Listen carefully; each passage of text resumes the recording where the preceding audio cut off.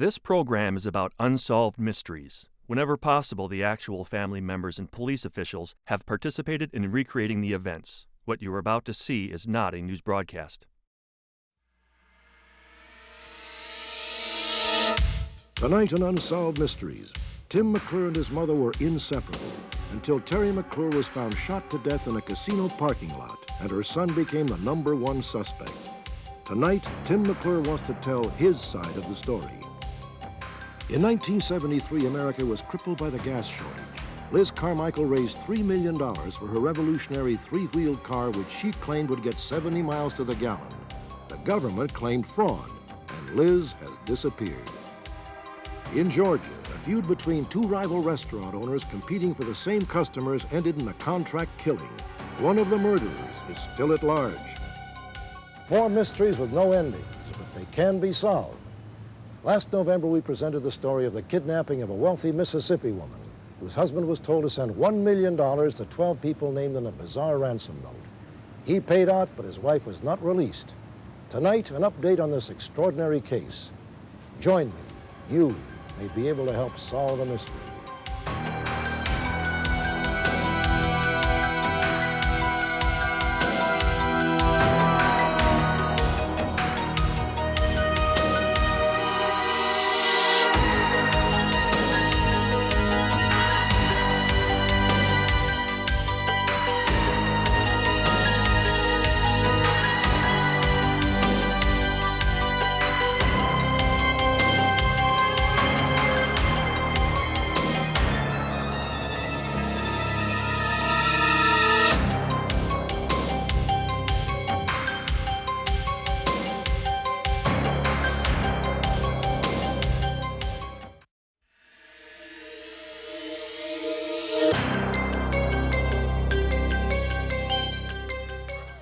In 1977, T.K. Hardy's Saloon was a popular bar and restaurant catering to the student crowd in the university town of Athens, Georgia.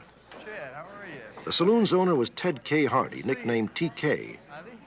He rented space from a group of businessmen who were converting an abandoned train depot into a complex of restaurants and trendy shops.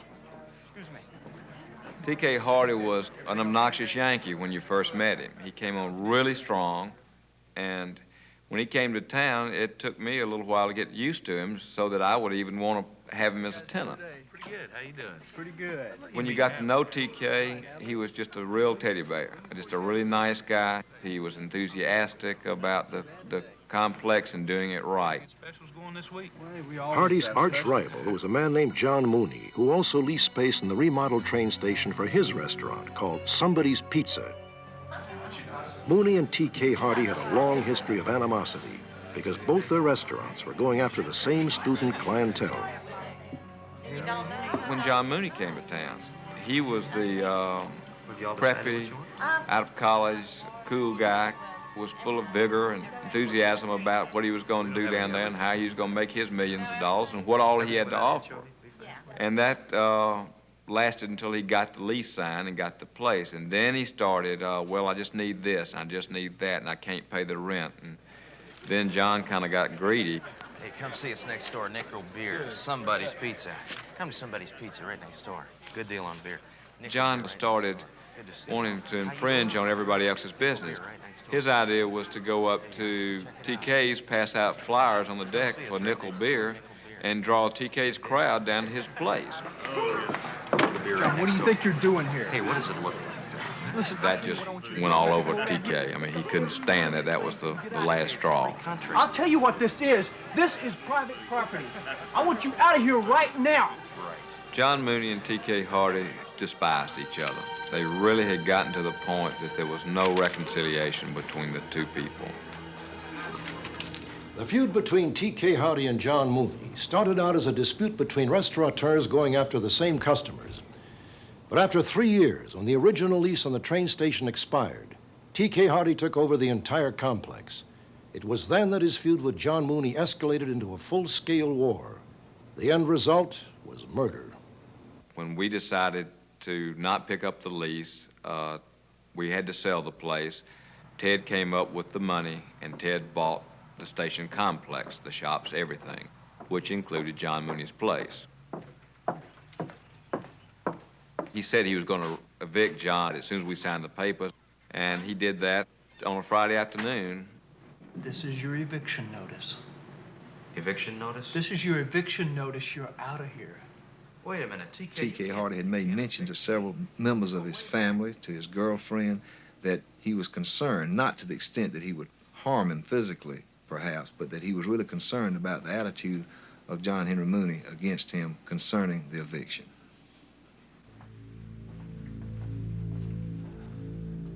Ten days later, in the early morning hours of August the 30th, 1977, T.K. Hardy arrived home as usual after closing up his saloon for the night.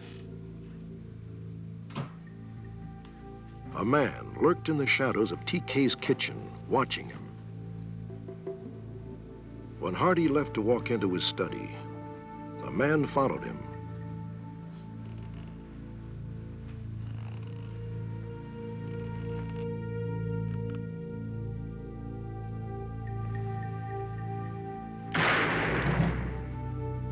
T.K. Hardy was shot one time in the head. He died instantly. 4 hours after Hardy's body was found, police picked up John Mooney for interrogation. At first, Mooney was very cooperative. John, do you know why you're here tonight? Well, I guess it's about the shooting of T.K. Hardy. Yeah. How did you know about the shooting?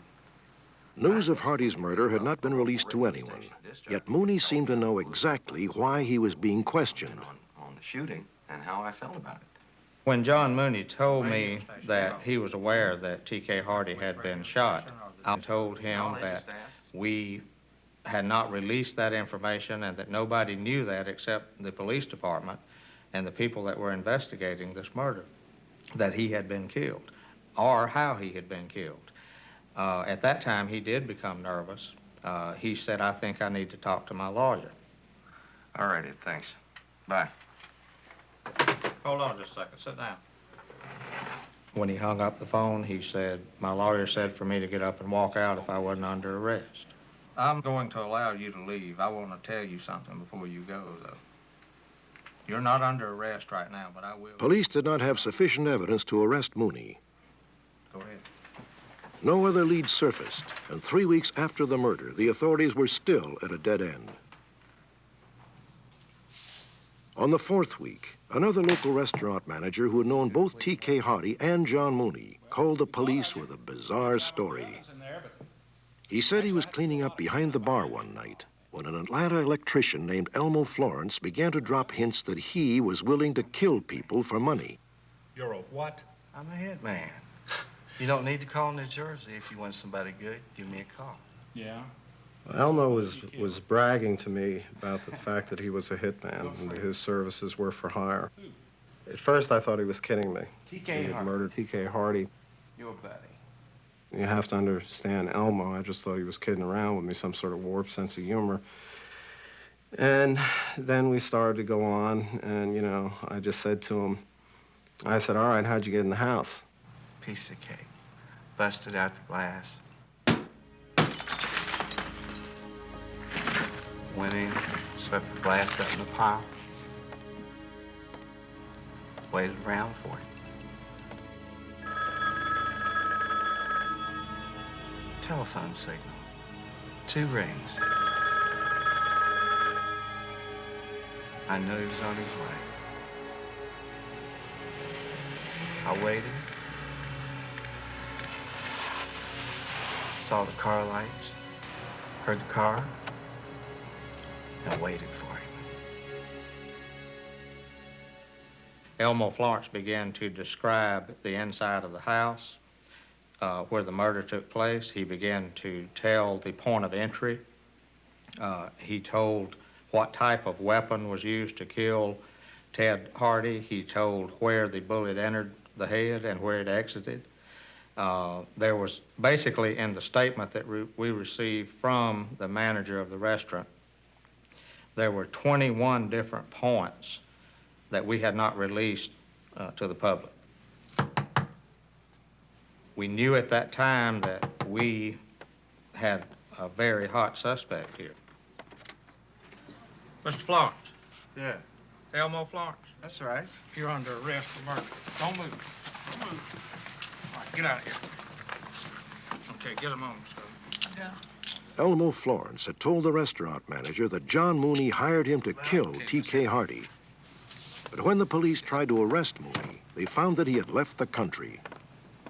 If Elmo Florence had not walked into the bar and started telling the different things that we later determined to be true, possibly the investigation into this murder would have never been solved. John Mooney had already been established as a suspect, but there was no connection at that time between Mooney and Florence.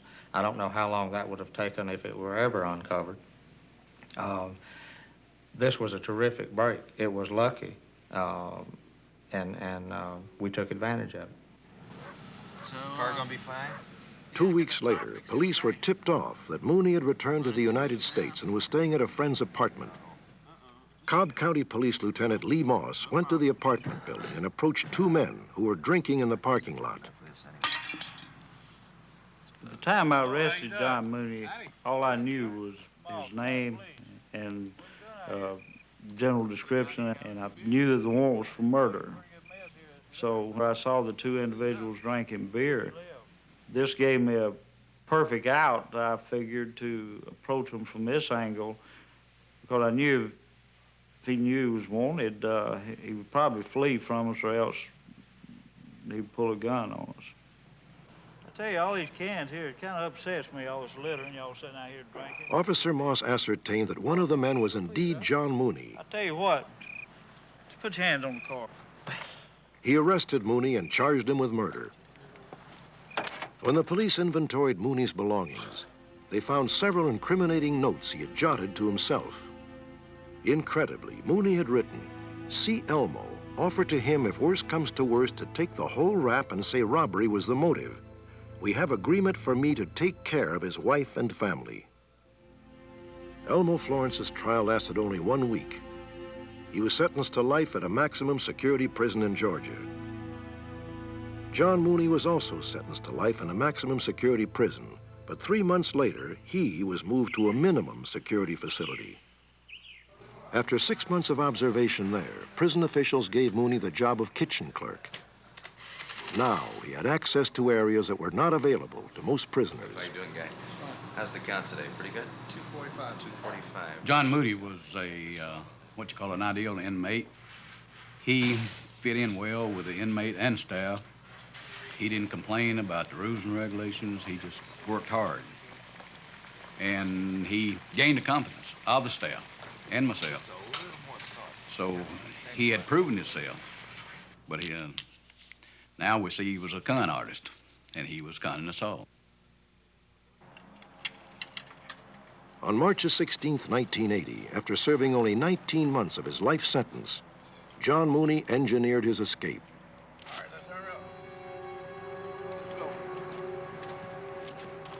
When the prisoners went back inside and the guard locked the gate and walked away, Mooney made his break.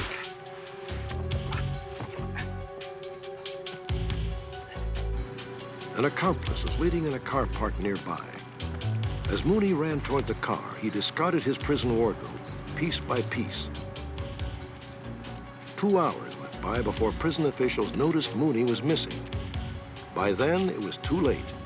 John Mooney had made his getaway. He has not been seen for over 9 years. Without the actions of Mooney in actually hiring somebody to take another person's life, T.K. Hardy would be here today. Unless John Henry Mooney is captured, he got away with murder. These photographs were taken in 1979. Today, John Mooney would be 40 years old. He is 5 feet 10 inches tall and weighs about 170 pounds. Mooney has a fair complexion, green eyes, and sandy blonde hair. He may be living in the Dayton, Ohio area. Update, Scottsdale, Arizona. Within minutes of our broadcast, 2 viewers called our telecenter to report that John Mooney was living in this house under the assumed name Robert J. Kelly. On August 8th, John Mooney, alias Robert Kelly, was arrested at his home by the Mesa police. Mooney had been living in Arizona since 1982. He was enrolled at Arizona State University. For the past several years, he'd been working as an accountant for various companies in the Scottsdale area. Mooney married 6 years ago and has a 1-year-old child. On September 16, 1989, over 9 years after he escaped, John Mooney was returned to Georgia.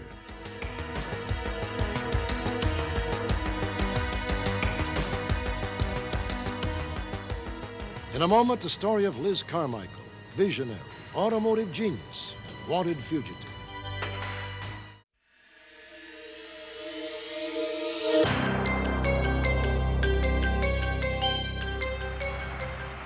In 1973, America was faced with an oil crisis that nearly crippled the country. It created a gas shortage, and motorists had to wait hours to fill up their tanks. Consumers wanted a solution: cheaper gas or more economical cars. One visionary claimed she had just such a car, a startling new 3-wheeled vehicle called the Dale. It was claimed that this revolutionary car would get 70 miles to the gallon and cost less than $2,000. Made of a special aerospace plastic, its creator claimed it could withstand an impact against a brick wall at 50 miles an hour and was impossible to tip over. It seemed the perfect answer to the gas crunch. It was a new idea, something we all heard of, the gas guzzlers coming from Detroit, and here's somebody could put out an automobile that could get 60 miles to a gallon of gas and travel all over the city without a problem. Would have been the ideal automobile. The entrepreneur who unveiled the Dale was a remarkable and forceful woman named Liz Carmichael, who saw herself as a cross between Howard Hughes and Henry Ford. We have pledges from private individuals for private stock. Elizabeth Carmichael was very positive, a very command presence, a very powerful appearing person. A big woman, a massive woman, but that was part of her appeal. She wanted to be a man. She wanted to wear a man's pants. She acted like a man. She was strong. She was determined. She had the ability to incite this fire in you, not wimpish in any way.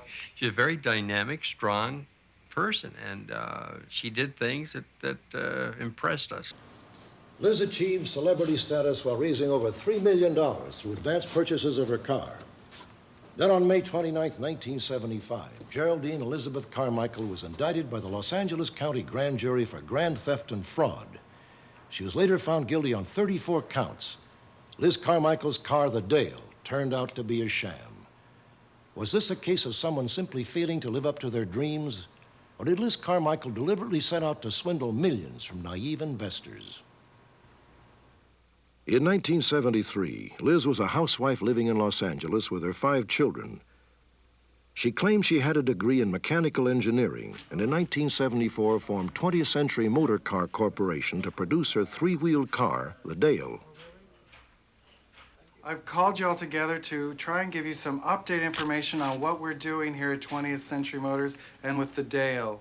Liz Carmichael told investors and the press that her company was renting 3 large aircraft hangars where they would soon start production. In our first year. And what about the cost? Cost factor, any American can afford our car. And the questions that were asked were not, well, if you've got a manufacturing facility, where is it?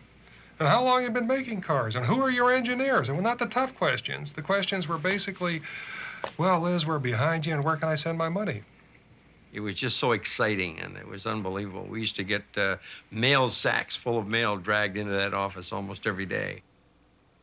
News of Liz and her infamous car spread across the country, and soon she was being interviewed by Newsweek and People magazine.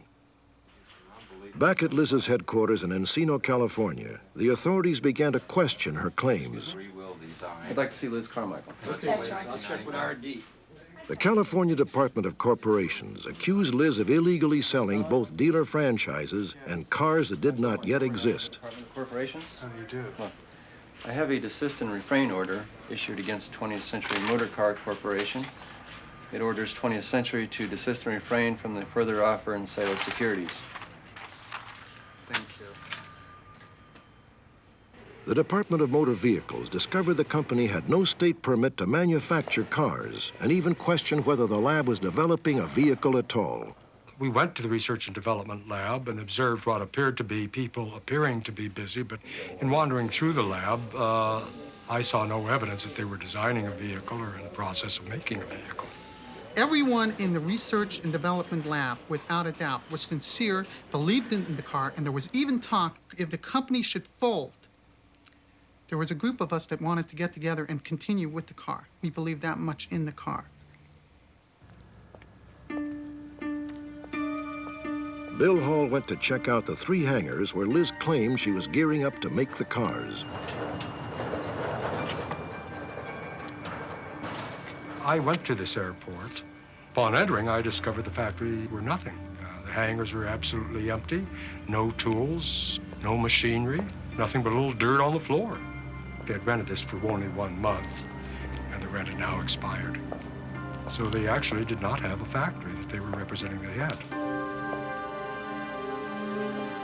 With the authorities closing in, Liz decided it was time to move her headquarters to Dallas. But there, 2.5 weeks later, the district attorney filed criminal charges against Elizabeth Carmichael for grand theft. 1 week later, Bill Hall went to the research and development lab with a search warrant. Upon inspection of this vehicle, it was not a viable vehicle at all. It had no engine. 2x4s were holding up the rear wheel. The accelerator was just sitting on the floor. It wasn't even attached. The windows were not safety glass. They would bend back and forth. The doors were put on by regular door hinges like one might find on a house door. The vehicle just absolutely did not exist. Armed with a search warrant, the Dallas police arrived at Liz's home. Mr. Carmichael, police officers, we have a warrant. Police officers, ma'am. Mr. Carmichael. Police officers.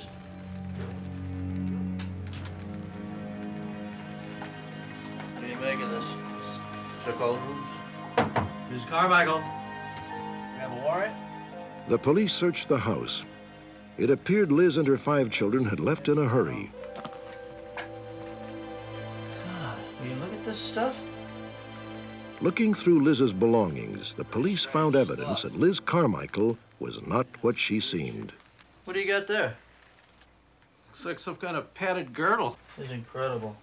Mrs. Carmichael? I don't know. You know, we better call this stuff in. Okay, honey. He's away. 9 weeks later, Liz Carmichael was discovered living in Miami with her 5 children. A neighbor recognized her from a news photo and called the authorities. She was working for a dating service and going by the name of Susan Raines. They also learned that Liz Carmichael had another identity. She was really a man, Jerry Dean Michael. Michael claimed he had begun hormone treatments in preparation for a sex change operation. It was later learned that Michael was wanted by the federal authorities for counterfeiting in 1961 and jumping bail in 1962. We had no doubt that this was a woman. You just didn't question it. You just didn't question it. I never thought that Liz was a man. I always thought that, and today, she's still Liz to me, still a female. Miss Carmichael, we have a warrant for your arrest. On April 12, 1975, Jerry Dean Michael, alias Geraldine Elizabeth Carmichael, was arrested. She was extradited to Los Angeles, where she went on trial. Liz, arrived in court every day in miniskirts. Now, here is somebody who's over 200 pounds and over 6 feet tall and has a demeanor of, I am a new Henry Ford. It was rather bizarre. You can see that Liz did not give 1 quarter in the course of the trial. There was never once when Liz gave up her position that the people who supported her would vindicate her Why did you tell the public that that car could go 70 miles an hour and still get 70 miles per gallon? Because it can, sir. This car is the car of the future, sir. Without all these trial proceedings, this car would now be in production. Well, then why did you collect 1995 from over 5,000 people when there was no car existing? The car has yet to roll off the line. As soon as the car rolls off the line, the cars will be delivered. As soon as this thing is over, we will be rolling. The idea was valid. It was sound. It could be done today. It could still go back in production and still would be a great car. There's no doubt about it. If she were to walk in this room and say, let's go again, I'd go right with her. Has the jury reached its verdict? Yes, we have, Your Honor. What is your verdict? We find a defendant guilty. On January 24th, 1977, Carmichael was convicted of conspiracy, grand theft, and fraud. She was released on $50,000 bail, which was paid by a prominent television production company in exchange for the rights to her story. For 4 years, Liz appealed her conviction. Finally, in 1980, she failed to show up in court for sentencing. And Liz Carmichael and her 5 children vanished again. They have not been seen for over 8 years.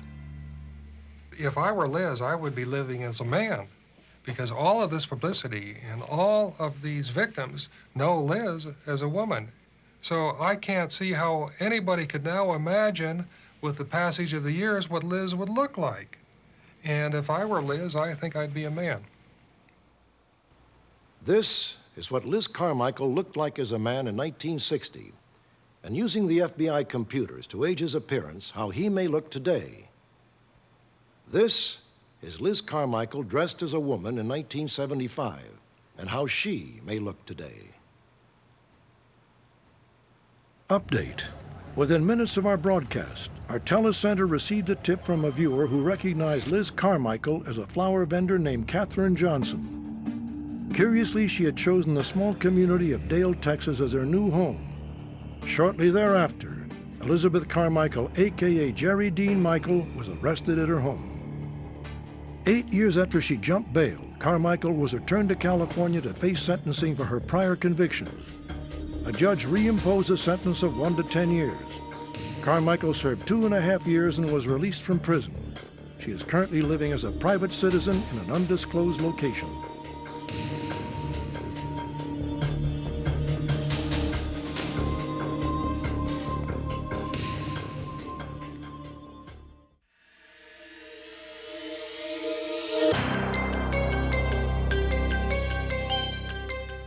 On a previous broadcast, we examined the case of 72-year-old Annie Laurie Herron, wife of Robert Herron Sr., one of the wealthiest men in Mississippi. On the afternoon of July the 26th, 1988, Mrs. Herron was abducted from her home in Jackson, Mississippi. The kidnapper left behind a bizarre ransom note, demanding that Robert Herron pay money to 12 people who had all been sued by a company he controlled. Neighbors reported seeing a suspicious white van with Florida license plates driving by the Herron home just before Annie Laurie was kidnapped. Robert Herron held a press conference on the steps of his home to make a personal plea to the kidnapper for his wife's safety. My children, I appeal to whomever has my wife that she may be safely returned to us. Thank you. 8 days after the press conference, Robert Herron received a letter postmarked Atlanta, Georgia. He recognized the handwriting as his wife's. Bob, if you don't do what these people want you to do, they are going to seal me up in the cellar of this house with only a few jugs of water. Please save me. Robert Herron sent out checks totaling nearly $1 million to the people named on the kidnapper's list. He never again heard from the kidnapper or from Annie Laurie. Update. Last month, Newton Alfred Wynn, a 65-year-old lawyer, was arrested by the FBI in Florida on charges relating to the abduction of Annie Laurie Herron. Wynn was one of the 12 men named in the ransom note left at the Herron home. Also, less than 1 month before the kidnapping, he had allegedly purchased a van which matched the description of the vehicle seen in the Herron neighborhood. woman told the FBI that Wynn had promised her $500 to travel from Florida to Atlanta, Georgia, and mail a letter for him, just 16 days after Annie Laurie Heron was kidnapped. He handed her a manila envelope. Inside was the letter, wrapped in a gray linen napkin. Wynn instructed her not to look at or touch the letter, but to deposit the letter in a mail slot, she had to ease the napkin off, and she was able to observe the writing on the envelope. Later, she identified a photograph of the envelope Robert Heron had received from his wife as the one she had mailed in Atlanta.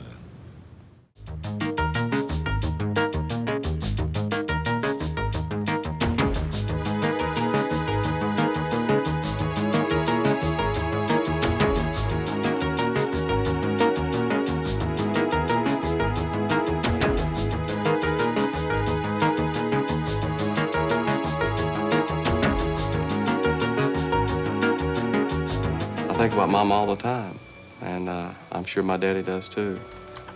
There's no real way to quantify what this, how enormous a tragedy and ordeal this has been to him and to the rest of the family.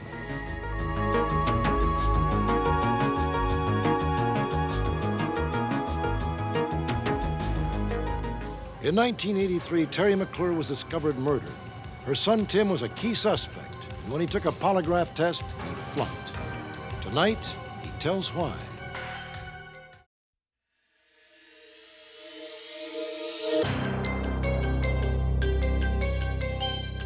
This is the Unsolved Mysteries Telephone Center, where our viewers call with information. They also call with suggestions for stories. 6 months ago, we received a highly unusual call. It came from a man who was a leading suspect in the murder of his own mother. 38-year-old Tim McClure lived with his mother, Teri, off and on throughout his 20s. Tim and his mother were often seen together around town gambling at the slot machines or dining out. Even after Tim moved away from Reno, he remained close to Teri. She'd do anything for anybody. She'd, give the shirt off her back or last nickel to anybody. She was just a real kind-hearted woman. Very gentle. She was just a very calm person. In 1983, Teri McClure was 62 years old and living alone. She was thrilled when Tim called to tell her he was getting married. His wedding took place on Friday, January the 14th, 1983, at Lake Tahoe, Nevada. I was totally ecstatic. Person waits all their life to get married, and it's, the big moment in their life. It wasn't, an elaborate wedding, but, to me it was the big moment, and it was great. The newlyweds and their parents celebrated by doing a little gambling. Then around 10 o'clock in the evening, Tim left to walk his mother to her car. Teri planned to drive straight home to Reno, about an hour's drive from Lake Tahoe. Tim told her that he and his wife would stop by to visit the next day.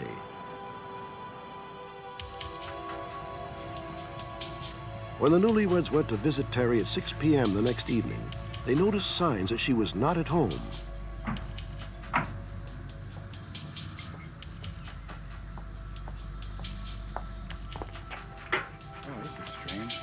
I wonder why she didn't take the paper in this morning. It just appeared as though she hadn't been home.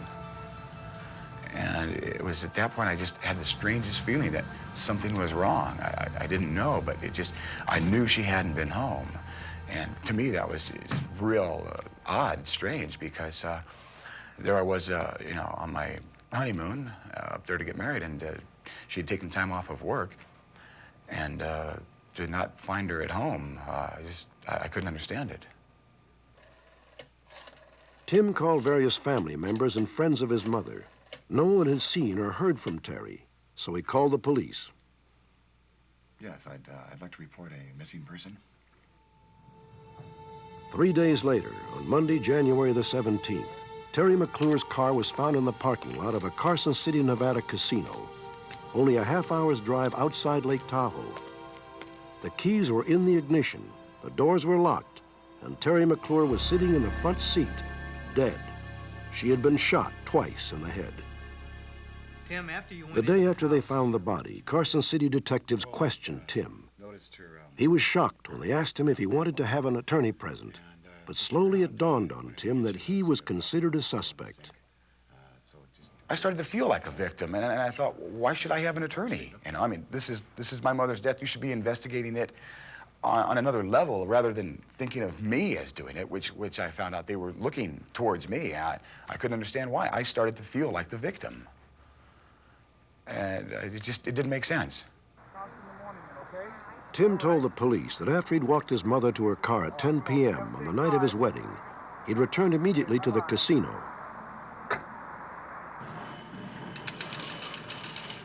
Tim said his wife was still gambling with her parents, so he gambled alone for 2 hours, then rejoined his wife. They went out dancing till dawn. Police have not been able to substantiate Tim's or his wife's whereabouts that night. Although they couldn't provide, specific locations where they went, we made every attempt to determine which bar or which dance hall they had gone to that night, and we were unsuccessful. They indicated that they partied from approximately midnight until 6 a.m. the following morning, none of which we were able to substantiate one way or another. So we kind of went on what he said. Tim also told the police that 2 days before his mother's body was discovered, he'd searched the main highway between Lake Tahoe and Reno. The police became suspicious when Tim said he was looking for his mother's purse. We again found this odd that he would attempt to retrace his mother's steps for the purpose of finding something that nobody knew was missing. On the 16th, nobody had any idea her purse was missing. But he felt a specific need to go out and look for that purse. Yeah, oddly enough, she was found with only her purse missing. She was fully clothed, had all her jewelry. The only thing missing was her purse. They put together the fact that I said I was looking for some evidence of her purse along the side of the highway.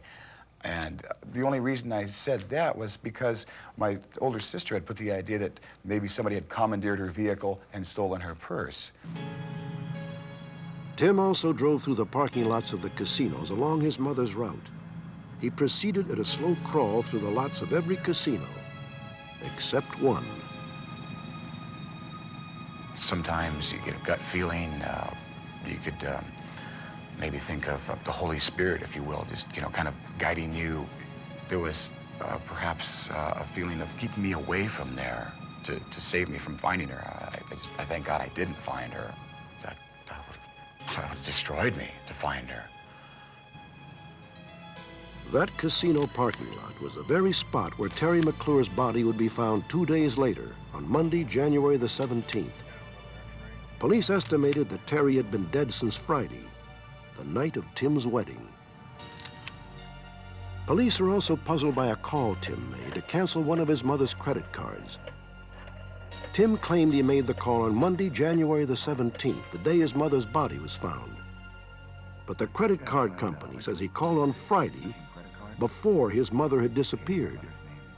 I had reported her credit cards missing, thinking maybe that somebody had commandeered the vehicle and that her purse might have possibly been missing. I called on Monday. The woman had written down that I called on Friday, which I couldn't understand. It just didn't make any sense to me why she would mix up from a Monday to a Friday. The credit memo for that particular company is now in the possession of the sheriff's office, and it clearly shows, according to their file, that Tim called, indicated to the recipient that his mother was dead, and the fact that his father was dead, and to please cancel the account. It's just, it's one of the strangest things I've ever heard of, because I called on Monday, and how she could have mistaken that for a Friday, and then mixed up my words like that, saying she had been murdered. I had no idea she'd been murdered. All I knew she was missing, and that's what I told him. We have a credit memo dated January 14th. The lady that wrote that credit memo, in her own mind, is absolutely sure that's the date she received the phone call from a person identifying himself as Tim McClure. 6 months before Teri McClure was murdered, she'd taken out a $10,000 insurance policy on her life. Tim and one of his sisters were named as co-beneficiaries. I didn't think my mother would take out an insurance policy. It just wasn't like her. I mean, they're thinking that I, did this for a reason. I mean, which my share is only $5,000. I mean, that's ridiculous. Well, I can't say that that is the absolute motive in this case, but, you know, I'm here to tell you that people have been killed for a lot less. On February the 14th, 1983, the Carson City Police asked Tim and his wife to take a polygraph test. I was completely cooperative. I had nothing to hide, no reason not to take one, so naturally I said, sure, I'll take a polygraph. My wife agreed too. So it was a strange situation. When they were asking the questions, they made me close my eyes, being all wired up. It felt like I was in an electric chair, a very hardwood-armed chair sitting there. And as they asked the question, there was, it seemed like maybe a minute between each question. With my eyes closed, just a number of things were just going around through my mind. At that point, that's when I started thinking, well, geez, what if they think I did it? And I'd never taken a polygraph before. I didn't know how to react. And it was just a very awkward and uncomfortable situation for me. No. The results of those polygraph examinations would strongly suggest deception on both the part of Timothy McClure and his wife. They were both adamantly confronted about those deceptions, and in the interviews, they had no response. They could not respond to why the machine was telling them they were being deceptive. They had no answers. I don't know why, but I flunked the test. And my wife had flunked only one question, which didn't make any sense. Do you know who murdered Teri McClure was a question she was asked, and it appeared to be a lie when she said no. So it looked like she was trying to cover up, which is unexplainable to me. All the circumstantial evidence was submitted to the Nevada DA, but he deemed it insufficient to arrest Tim McClure.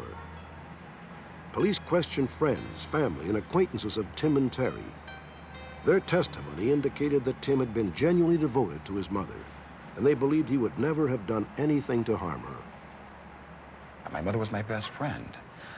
I mean, all I could think of was taking care of my mother, for the rest of her life, after she'd taken care of me all my life. That's the one thing I wanted to do, was take care of my mother, and I can't. This picture of Tim and his mother was taken at his wedding on January the 14th, 1983, the night she disappeared. Tim is hoping that someone who was in the casino or the dance hall in Lake Tahoe that night will remember him because of his long hair and his unusual height of 6 feet 5 inches. He wants his alibi for the night of his mother's murder to be substantiated. Perhaps somebody will come forward. Maybe they were afraid in the past. Maybe somebody saw something. There has to be somebody out there that had seen something that happened to my mother. Now would be a good time to come out with it.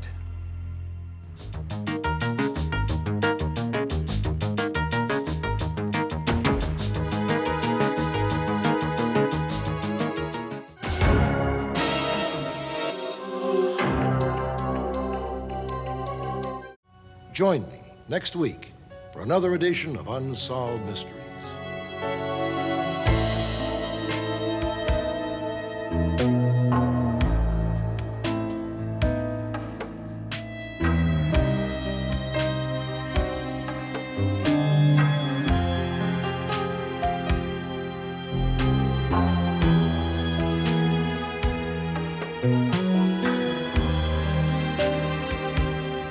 Thank you.